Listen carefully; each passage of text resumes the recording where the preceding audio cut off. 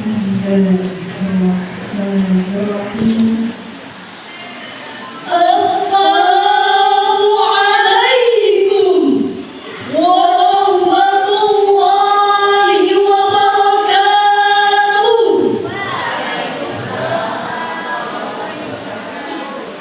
Alhamdulillahilladzi khalaqal insana fi ahsani taqwim. Asyhadu an la ilaha illallah al-malikul haqqul mubin wa asyhadu anna Muhammadan abduhu wa rasuluh arsalahu rahmatan lil alamin. Wa sallallahu wa sallama ala sayyidina Muhammadin wa ala alihi wa ashabihi ajma'in. Amma ba'du. Dewan Hakim yang arif dan bijaksana, hadirin sebangsa dan setanah air yang kami banggakan. Di era digital saat ini, media sosial menjadi salah satu platform terbesar yang banyak digunakan di seluruh dunia, yang dijadikan sarana untuk menyampaikan pesan-pesan dakwah Al-Quran kepada masyarakat yang aktif menggunakan media sosial di era digital. Menurut laporan arus sosial dan network bertajuk digital 2024, statistik di bulan April pengguna internet di Indonesia telah mencapai angka 5,54 miliar, setara dengan lebih dari 2/3 populasi dunia. Seperempat miliar pengguna media sosial bertambah dan video game semakin populer di segala usia. Lebih banyak data digital dan sosial dilaporkan statistik global digital di bulan April 2020. Pengguna internet di Indonesia didominasi oleh anak-anak muda. Oleh karena itu hadirin, apabila anak-anak muda sebagai pengguna internet tanpa pengendalian yang kuat, tentu saja akan berakibat buruk seperti ketergantungan dan kecanduan yang begitu dahsyat. Mulai dari kecanduan chatting, update status, video pendek, video porno, judi online, bahkan hadirin sering menyebarkan berita hoax. Setelah majunya teknologi digital saat ini, kita sebagai generasi muda sudah sepantasnya menjadi memilah dan memilih mana yang positif dan mana yang negatif, dan hendaknya mengembalikan nilai konten yang positif, menyampaikan risalah agama, serta menguatkan karakter bangsa. Selanjutnya timbul pertanyaan, bagaimana pengajaran Al-Quran telah majunya teknologi digital saat ini? Jawabannya, izinkan kami membawakan sebuah syarahan Al-Quran yang berjudul Pengajaran Al-Quran di Era Digital. Al-Quran Surah Al-Imran ayat 104 yang berbunyi sebagai berikut.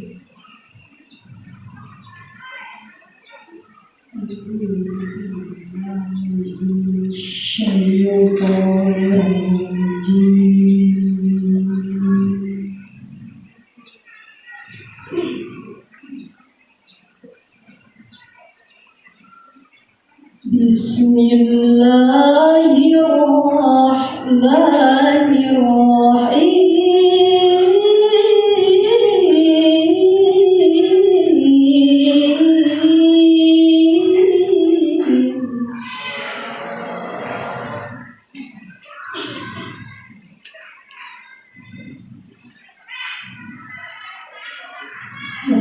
Takun minkum ummatun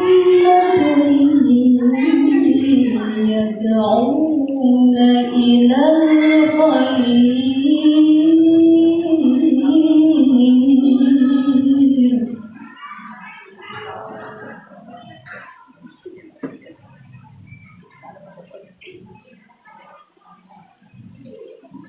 يدعون إلى الخير ويأمرون بالمعروف ويأمرون بالمعروف وينهون عن المنكر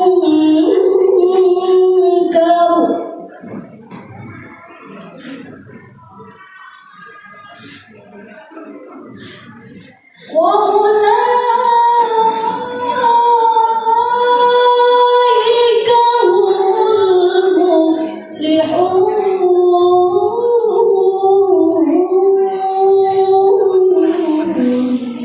Hamba berlindung di bawah kuasa-Mu ya Allah dari usikan syaitan yang terkutuk dengan menyebut asma-Mu ya Allah yang Maha Pengasih lagi Maha Penyayang. Dan hendaklah di antara kamu ada segolongan orang yang menyaru kepada kebajikan, menyuruh berbuat yang ma'ruf dan mencegah dari yang mungkar. Dan mereka itulah orang-orang yang beruntung. Hadirin sebangsa dan setanah air yang kami banggakan, ayat tersebut merupakan instruksi langsung dari Allah Subhanahu wa Ta'ala untuk melaksanakan dakwah serta pengajaran Al-Quran, mengajak seseorang berbuat baik walaupun melalui media sosial, beriman kepada Allah, beriman kepada Rasulullah, dan konsisten mengikuti ajaran Allah. Demikian pengajaran Ibnu Taimiyah dalam fatwanya. Ungkapan tersebut sejalan dengan isi dakwah pada ayat tadi. Yad'una ilal khair wa yad'una ilal Islam, mengajak kepada kebaikan, mengajak manusia menuju Islam. Demikian penafsiran Ahmad Shafii dalam tafsir Sahih. Dengan demikian pengajaran Al-Quran hakikatnya merupakan pembebasan manusia di tradisi yang bersifat magis, animistis, individualis, dan pembebasan manusia dari cengkraman nafsu iblis. Kemudian isi pelajaran Al-Quran yang lainnya, ya'muruna bil ma'ruf wa yanhauna 'anil munkar, menyuruh berbuat yang ma'ruf dan mencegah dari perbuatan yang munkar. Menurut tafsir Ibnu Katsir, jilid 2 ayat tadi bermaksud di antara para hamba Allah yang melakukan amar ma'ruf nahi munkar. Begitu juga firman Allah dalam surah An-Nahl ayat 125 yang berbunyi sebagai berikut. Ud'u ila sabili rabbika bil hikmati wal mau'izatil hasanah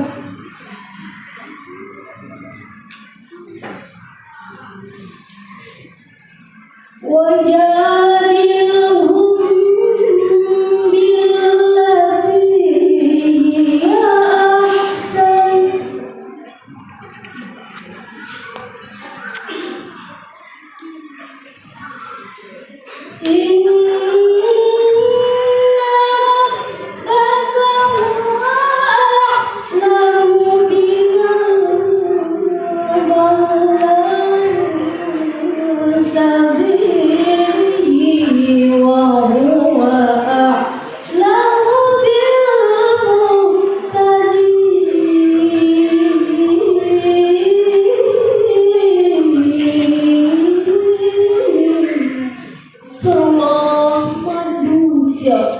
Kepada jalan Tuhanmu dengan hikmah dan pelajaran yang baik, dan beritahu mereka dengan cara yang baik. Sesungguhnya Tuhanmu dialah yang lebih mengetahui tentang siapa yang tersesat dari jalannya, dan dialah yang lebih mengetahui orang-orang yang mendapat petunjuk.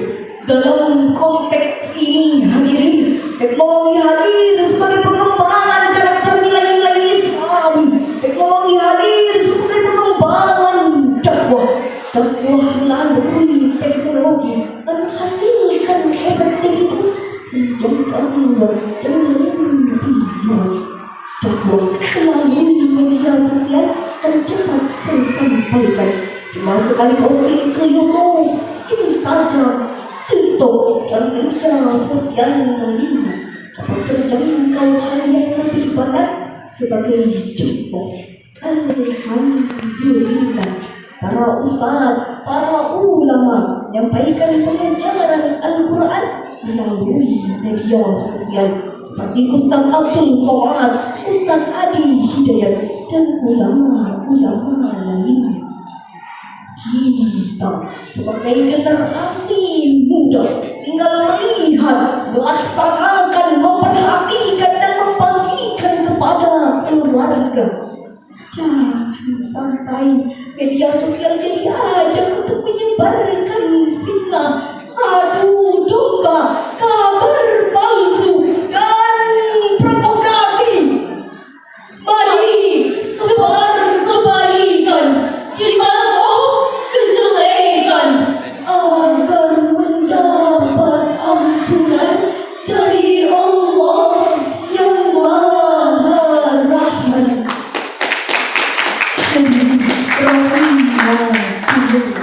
Mari perkuat iman. Kalau iman tidak megah, persatuan tidak dijadikan ajang penyelamat, niscaya kita akan terlena oleh maksiat, terperdaya oleh nafsu syahwat. Niscaya Allah akan melaknat di dunia maupun di akhirat.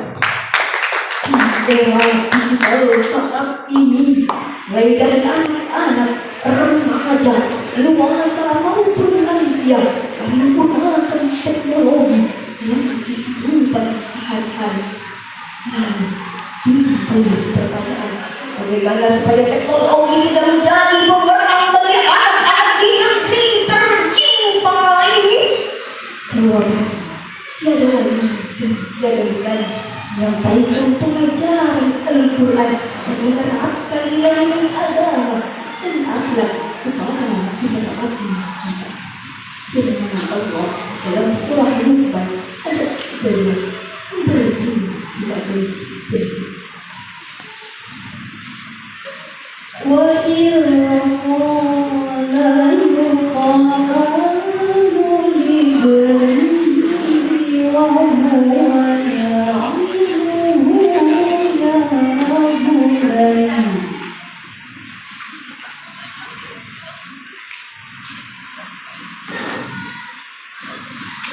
يَا بُنَيَّ لَا تُشْرِكْ بِاللَّهِ إِنَّ الشِّرْكَ لَظُلْمٌ عَظِيمٌ.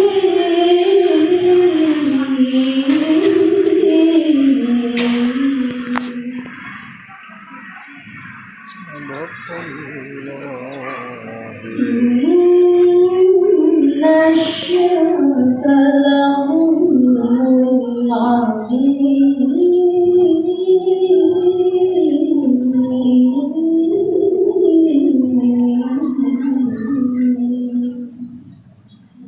صدق Allahul Azim. Dan ingatlah ketika Luqman berkata kepada anaknya di waktu ia memberi pelajaran kepadanya, "Hai anakku, janganlah kamu mempersekutukan Allah. Sesungguhnya mempersekutukan Allah adalah benar-benar kezaliman yang besar." Maha benar Allah dengan segala firman-Nya. Dalam rangkaian firman Allah tadi, ada satu pesan yang sangat penting dari Luqman Hakim. Dan Luqman adalah satu-satunya filosof yang disebut dalam Al-Quran. Bahkan menurut Syekh Abu Hasan Al-Amili dalam bukunya Al-Abad Al-Ibad menyatakan Luqman adalah koordinator dalam filosofi setelah Nabi Idris alaihi salam. Hal ini terbukti bahwa tidak kurang dari 15.000 ungkapan pesan moral ketika Luqman yang menyebar di seluruh dunia jadi acuan para filosof berikutnya. Begitu juga yang dikatakan Dr. Muhammad Kiltaji dalam bukunya Al-Wasfayat Minal Quran, menyebut Luqman sebagai bapak tauhid. Sosok ini tergambar dari larangan kerasnya memperbuat syirik ketika beliau memberikan ajaran pembimbingan kepada anak-anaknya. Dari syarahan ini dapat kita simpulkan bahwa yang pertama, di era digital saat ini sebagai generasi muda, hendaklah kita bisa mengenali, memilah dan memilih apa yang kita lihat dan kita dengar melalui media sosial. Yang kedua, hendaklah kita bisa membagikan konten yang positif dalam menyampaikan risalah agama untuk menguatkan karakter bangsa. Yang ketiga, mari kita perkuat iman agar tidak terpengaruh dan terjerumus ke dalam pergaulan yang menyesatkan. Demikian syarah yang dapat kami sampaikan. Terima kasih atas segala perhatian. Mohon maaf atas segala